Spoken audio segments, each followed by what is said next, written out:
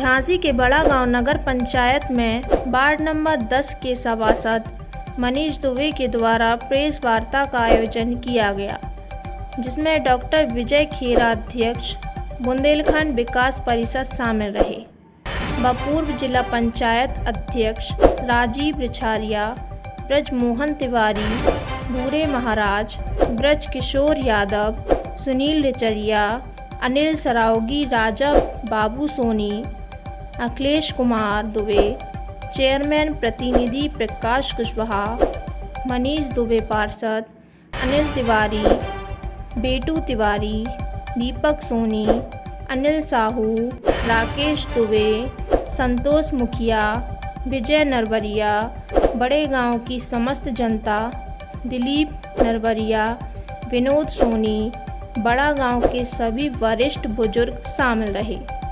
अंत में सभी ने वार्ड नंबर 10 के सभासद मनीष दुबे को बधाई दी।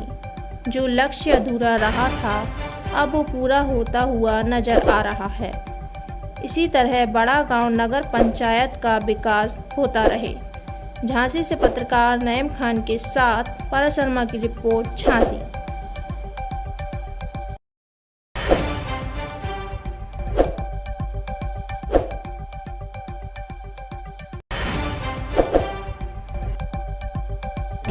बुंदेलखंड विकास परिषद एक सामाजिक और बुंदेलखंड क्षेत्र के विकास और सेवा के लिए सतत कार्यरत है। विगत लगभग 20 वर्षों से मैं इस समय उस संस्था का राष्ट्रीय अध्यक्ष हूँ। बुंदेलखंड विकास परिषद को जब ये पता लगा कि बड़ा गांव में एक्सीडेंट हो जाते हैं और लोगों को रोड क्रॉस करने में बड़ी परेशानी उठानी पड़ती है, और तब हमने ये तय किया कि संबंधित मंत्री, क्योंकि नितिन गडकरी जी से जो भी काम लोग कहते हैं उस पर वो तुरंत कार्रवाई करते हैं और हमें इसके पुराने अनुभव भी हैं। हमको याद है कि भिंड में पुल बनाने के लिए हम तत्कालीन दतिया भिंड क्षेत्र के सांसद भागीरथ प्रसाद जी हमारे मित्र हैं, वो हमसे कहने लगे हमारा ये पुल करवा दो डॉक्टर साहब। तो मैं उन्हें गडकरी जी के पास डॉक्टर भागीरथ प्रसाद जी को लेके गया था और उन्होंने, गडकरी जी ने 2 मिनट भी नहीं लगाए थे, उसी समय लगा दिया था। 1-2 महीने में काम लग गया था, पुल समाप्त भी हो गया, बनके हो गया था उन्हीं के कार्यकाल में। तो मुझे मालूम था कि नितिन गडकरी जी तुरंत काम करते हैं।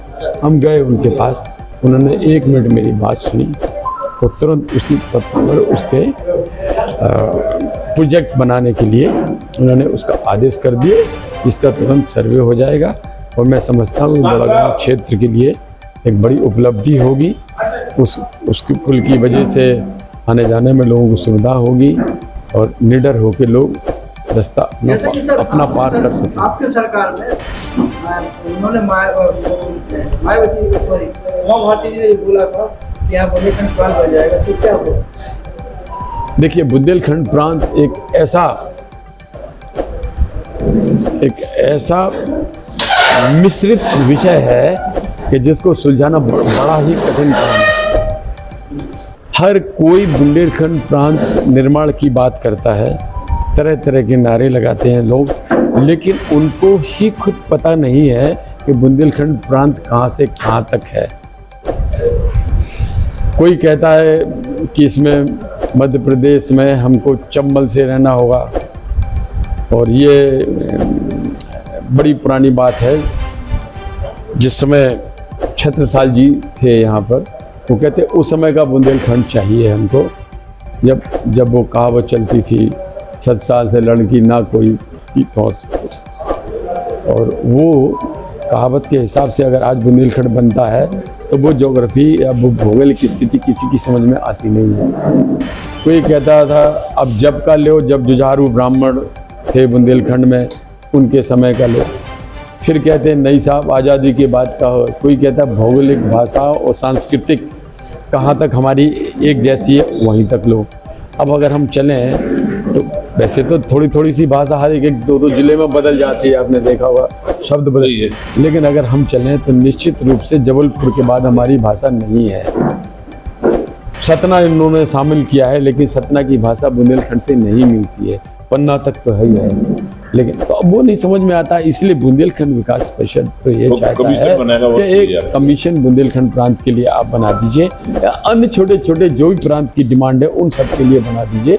कमीशन की रिपोर्ट पर आधारित करके जो जनता से समझ के, क्षेत्रीय भौगोलिक स्थितियां समझ के, सांस्कृतिक सर झांसी के आपने कितने ओवरब्रिज है जो अंडरब्रिज के लिए कितनी आप स्वीकृत करा रही हैं? हमने 2 की ही बात की है।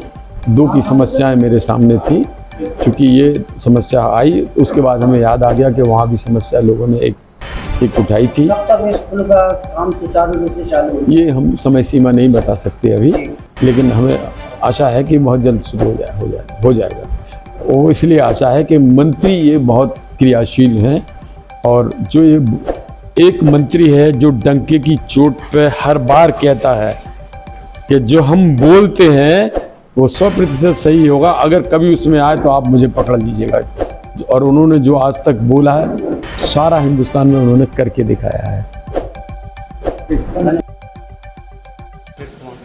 आज किस बात को लेकर प्रेस वार्ता की गई थी? इसके पहले भी अपने चुनाव के समय में हमारा इंटरव्यू दिया था। उस समय आपने ये हमसे बात की थी कि जो NH अंडरब्रिज बनवाने वाली बात हम 2 साल से कर रहे थे आपसे। कई बार आपसे बात हुई इस बारे में, तो आपने ये कहा था कि चुनाव की वजह से हमने कही इतना बड़ा भारी चुनाव तो हम नहीं लड़ रहे हैं कि इतना बड़ा आश्वासन अपनी पब्लिक को दें, और चुनाव तो आज लड़ रहे हैं। ये बात तो हम 2 साल पहले से भी कहते चले आ रहे हैं कि अंडरब्रिज हम बनवा के रहेंगे, तो उसके लिए हम बरकस प्रयास करते रहे। आज हमको अपनी मेहनत का फल मिला, और ये हमारे नगर का भाग्य है, हमारे देहात वासियों का भी भाग्य है कि हमारी मेहनत सफल हुई। और हम आभारी हैं डॉक्टर विजय खेरा जी के, विजय मंत्री जी के। ये हमें स्वीकृति मिल गई बनने की? हाँ, बनने की स्वीकृति मिल चुकी है। लगभग कब तक बन जाएगा ये?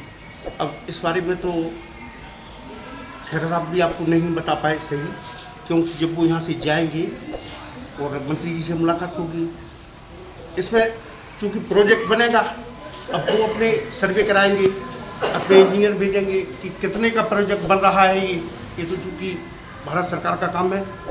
स्वीकृति किसके द्वारा की गई? मंत्री जी के, गडकरी जी। ये इतनी बड़ी सौगात जो बड़े गांव को मिलने वाली है, उसको लेकर क्या कहना चाहेंगे? और इतनी जो जन सैलाब आपने बुलाया, गांव के सभी बड़े बुजुर्गों का जो आशीर्वाद मिला, उन तक क्या संदेश?